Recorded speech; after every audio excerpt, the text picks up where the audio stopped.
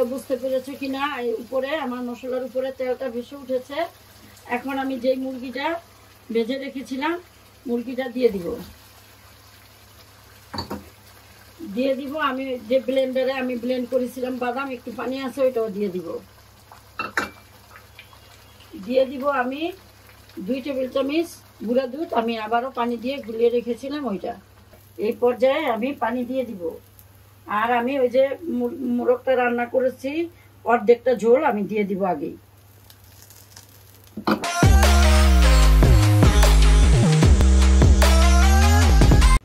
আসসালামু আলাইকুম ভিউয়ার্স, আজ আমি তোমাদের একটা মোরগ দিয়ে তোমাদের মোরগ পোলাও রান্না করে দেখাবো। এই জন্য আমি আগেই 1.25 কেজির একটা মুরগি কেটে ধুয়ে ভেজে রেখেছি। ওই তেলেই আমি রান্নাটা বসিয়ে দিব। তেল গরম হতে হতে আমি দিয়ে দিব এই সাইজের 2টা দারচিনি, 3টা এলাচি, 4-5টা লং আর 4-5টা এই গোলমরিচ। এটা একটু গরম হোক। আর আমি একটুখানি জয়ত্রী, বিয়াস তোমরা অবশ্যই দেখেছো, এই যে একটুখানি জয়ত্রী আর অল্প একটুখানি জয়ফল আমি একটু গুঁড়া করে রেখেছি, আমি দিয়ে দিলাম। একটু ভাজা ভাজা হওয়া পর্যন্ত অপেক্ষা করতে হবে, যাতে এই গরম মশলার ফ্লেভারটা বের হয়। আমার গরম মশলাটা ভাজা হয়ে গিয়েছে। আমি এখানে 5 টেবিল চামচ পেঁয়াজের পেস্ট নিয়েছি। এখন আমি এই পেঁয়াজটা ভালো মতো কষাবো, যাতে পেঁয়াজের আলাদা ফ্লেভারটা চলে যাওয়া পর্যন্তই আমি এটা কষাবো। মিনিট 2 আমি এই পেঁয়াজটা কষানোর পরে দিয়ে দিব এই যে আমার ছোট কাপের 1 কাপ টমেটোর পেস্ট। তোমরা চাইলে এখানে এই টমেটোর সসও দিতে পারো। এখন আমি আবারও এটা কষিয়ে নিব একদম এগুলার ফ্লেভারটা যাওয়া পর্যন্ত সুন্দর মতো। আমি ধাপে ধাপে মশলাটা কষাবো। এখন এইখানে আমার আদা রসুনের পেস্ট আছে 1.5 চামচ। এইখানে কাজু বাদাম আর কাঠবাদাম আছে 1.5 চামচ। এইখানে 1 চামচের চেয়ে কম আছে হলো গোটা জিরা, কাঁচা জিরা আর কাঁচা ধনিয়ার গুঁড়া, 1/2 চামচ মরিচের গুঁড়া, 1/2 চামচের থেকে কম হলো লবণ, 1 চামচের মতো চিনি। আমি যেহেতু লবণ দিয়ে আগেই ভেজে রেখেছি সব, এই জন্য আমি এগুলা দিলাম। এখন আমি আবারও এটা কষাবো।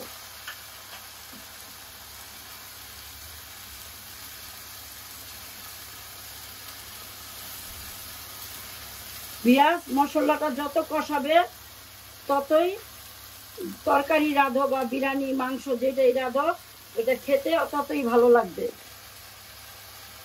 এখন আমি এখানে পেঁয়াজ বেরেস্তা আর টক দই 1 চামচের মতো গুঁড়া দুধ একসাথে ব্লেন্ড করে রেখেছি। আমি এখান থেকে 3 টেবিল চামচ দিব। 1 2 3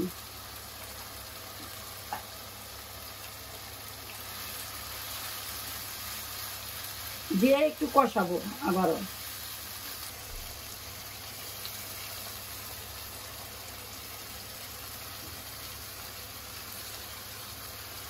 আমার মশলাটা কষানো হয়ে গিয়েছে, তোমরা বুঝতে পেরেছো কিনা, এই উপরে আমার মশলার উপরে তেলটা ভেসে উঠেছে।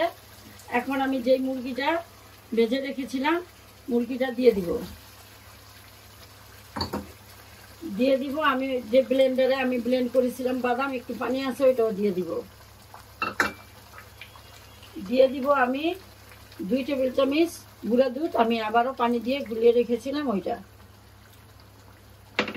আর দিয়ে দিব আমি 1 কাপ পানি। এখন আমি এটা ভালো মতো নাড়া দিয়ে ঢেকে রাখবো মাংসটা সিদ্ধ হওয়ার আগ পর্যন্ত। এই পর্যায়ে আমি এরকম 5-6টা কাঁচামরিচ এইভাবে কেটে দিয়ে দিলাম। মোরগ পোলাও একটু ঝাল ঝাল না হলে ভালো লাগে না। আবার একটু নাড়াও দিয়ে দিলাম। এখন আবারও আমি ঢাকা দিয়ে রাখবো।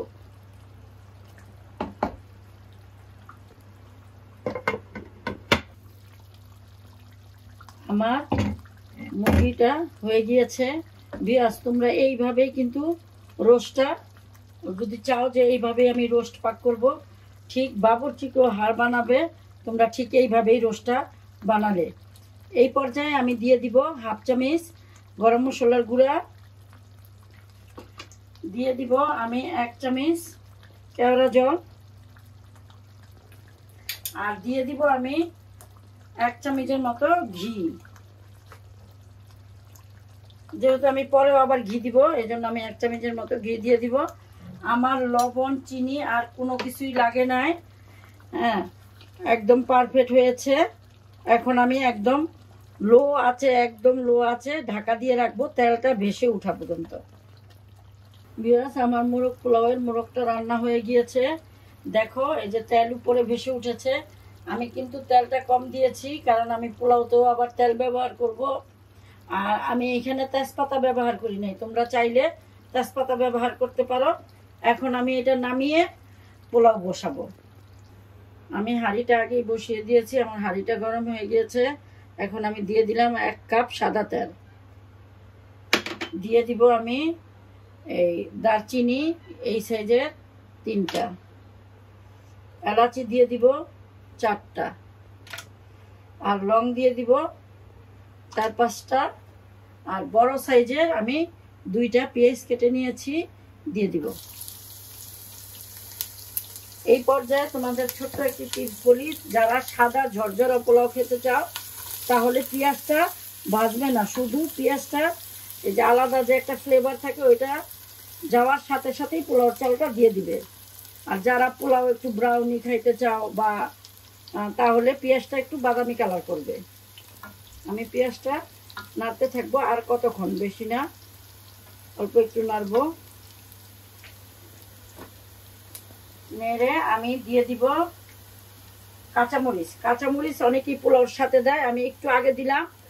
এটা এই কাঁচামরিচটা এই তেলে ভাজা হইলে একটু ফ্লেভার বের হবে। আর আমি 3 পট চাল, যে পট দিয়ে আমি মাপছি ওই 3 পট চাল ধুয়ে ভিজিয়ে রেখেছিলাম আধা ঘন্টার মতো, পানি ঝরা দিয়ে রেখেছি। এখন আমি চালটা দিয়ে দিব। চালটা আমি ভালো মতো ভাজা ভাজা করে নিব। আর দিয়ে দিব আমি এই পর্যায়ে 1 টেবিল চামচ আদা রসুনের পেস্ট, আর দিয়ে দিব আমি আর একটু বাদামের পেস্ট, এই এতটুকু 1 চামচের মতো বাদামের পেস্ট। এখন আমি নাড়তে থাকবো চালটা ভাজা ভাজা পর্যন্ত। অনেকে তোমরা ভাজা ভাজা চাল না ভেজেই পোলাও রান্না করো, ভেজেও রান্না করলে একরকম টেস্ট, না ভেজে রান্না করলে আরেক রকম টেস্ট। এখন আমি চালটা ভাজতে থাকি 2 থেকে 3 মিনিট। আমার চালটা ভাজা ভাজা হয়ে গিয়েছে। এই পর্যায়ে আমি পানি দিয়ে দিব। আর আমি ওই যে মোরগটা রান্না করেছি অর্ধেকটা ঝোল আমি দিয়ে দিব আগেই, তাহলে মোরগ পোলাওয়ের ফ্লেভারটা ভালো আসে। আর আমার এইখানে 3.5 পট চাল আমি এইখানে দিব। আমার এই লাল গ্লাসে 6 কাপ পানি।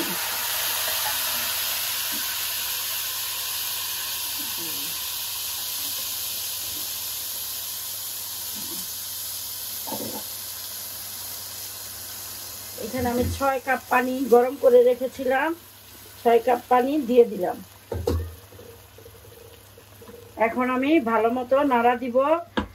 আর আমি তোমাদের আরো বলেছি যে 1 মুঠো পরিমাণ 3.5 পটে 1 কেজি চাল হয়, এই 1 মুঠো পরিমাণ লবণ দিব। যেহেতু ঝোল দিছি আমি একটু কম দিব, যদি লাগে পরে দিব।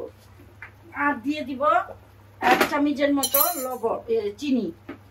চিনিটা কিন্তু আমি মিষ্টির জন্য দেই না, স্বাদ বাড়ে চিনি দিলে, এই জন্য আমি চিনিটা দেই। ভালো মতো নাড়া দিয়ে আমি ঢাকা দিয়ে রাখবো চালটা বলক আসা পর্যন্ত। বিয়াস তোমরা সব সময় খেয়াল করবে এই ঝোলটা হাত দিয়ে একটু মুখে লাগিয়ে দেখবা, যদি এই ঝোলটা লবণ হয় তাহলে পারফেক্ট একদম পোলাওতে লবণ হবে। আর নন স্টিকের পাতিলে একটু পানিটা কমিয়ে দিবে, সিলভারের পাতিল বা স্টিলের পাতিলে পানিটা ডবলের চেয়ে একটু বেশি দিতে হয়। এখন আমি ঢাকা দিয়ে রাখলাম। আমি এখন চুলাটা একদম লোতে নিয়ে যাব। আর এই যে আমার পানিটা শুকিয়ে আসছে, আমি ভালো মতো নাড়া দিব।